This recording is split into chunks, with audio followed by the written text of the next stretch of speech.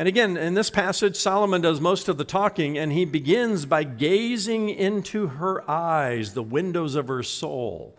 We've seen this before. When they're out on a date, he looks into her eyes and he compares them to doves. He doesn't see daggers or disappointment.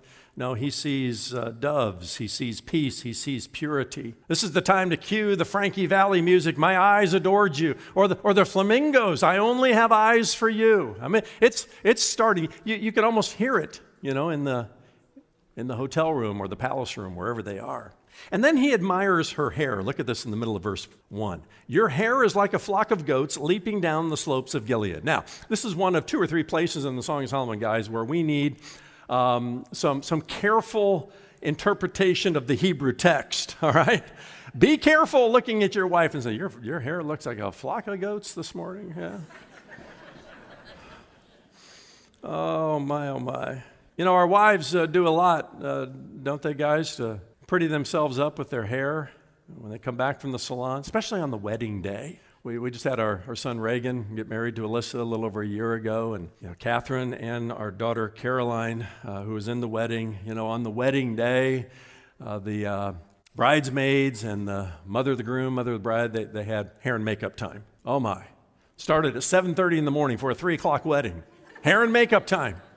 But when they came back, woo, bone of my bones and flesh of my flesh.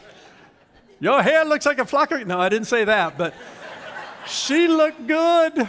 She looked good. By the way, if you married a California girl, you need a different, interpretation here, because here's what Solomon is talking about. In the Middle Eastern time, the goats had long, flowing black hair. The goats did.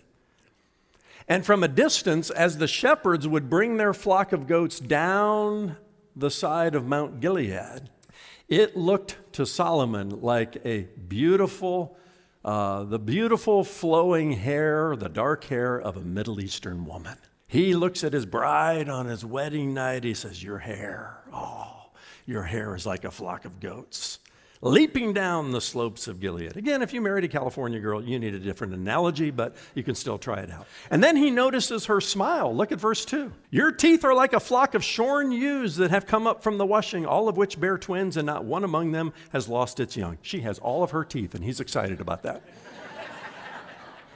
Her smile delights him.